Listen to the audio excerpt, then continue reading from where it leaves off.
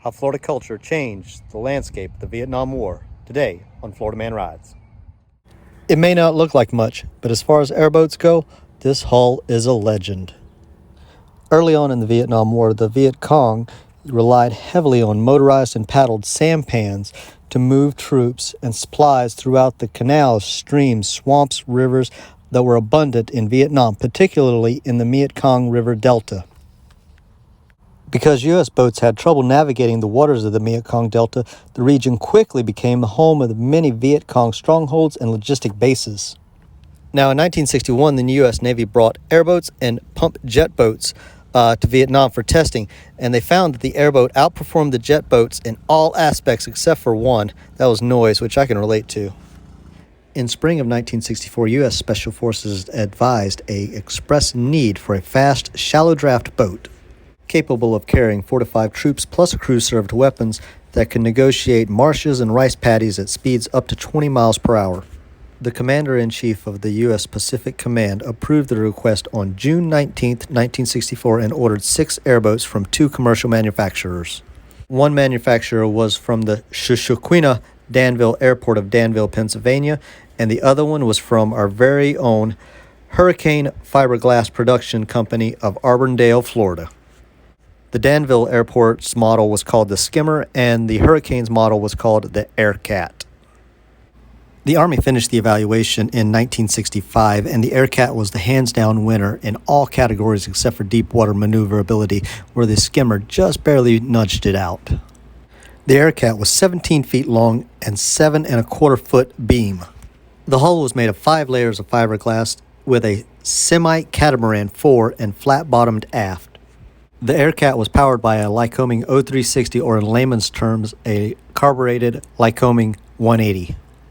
A 30 caliber M1919 machine gun was mounted on the bow, which would be great for dealing out justice for those guys who can't pull off the hill without blowing everybody. Initially, the Aircat was able to operate with impunity because none of the Vietnamese had seen anything like this, but the Viet Cong quickly developed anti-airboat tactics like light naval mines and piano wire strung between 2 wooden poles. The piano wire, I think, would be akin to only catching that top strand of barbed wire when you think you're going to be able to cross all of them. The Aircat hull was very durable and easily withstood normal damage and cross-country travel.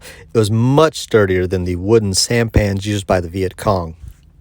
As a result, the Aircat operators quickly adopted ramming tactics to great effect.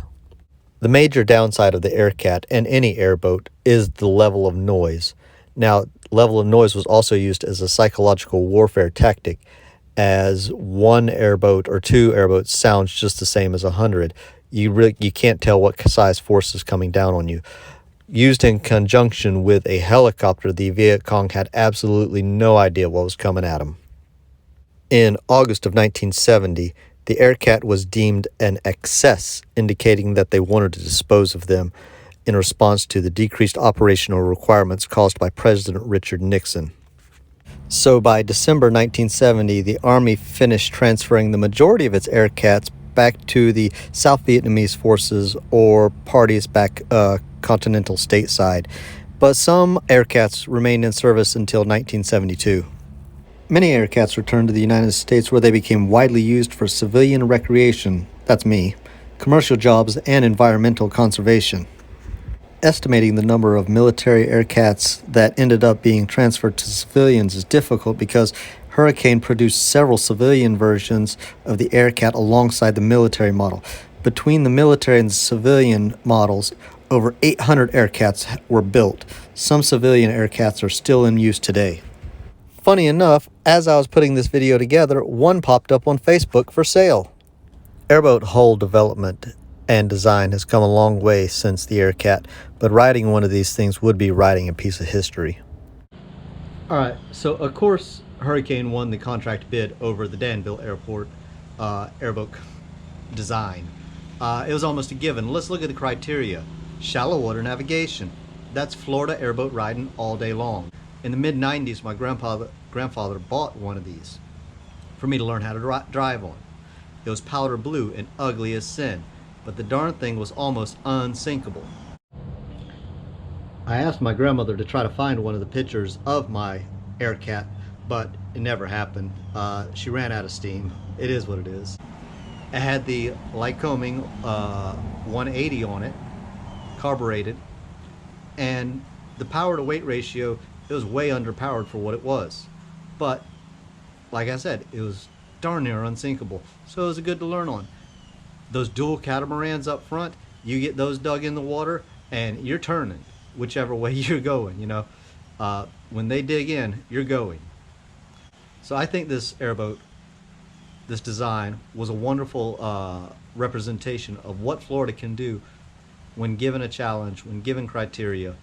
The Florida man will step up and answer the call. Now, if you like this video, make sure you like and subscribe. More to come, hopefully. See what Elsa does, and we'll be out there riding and sliding. Catch you later. Michael Bottom out.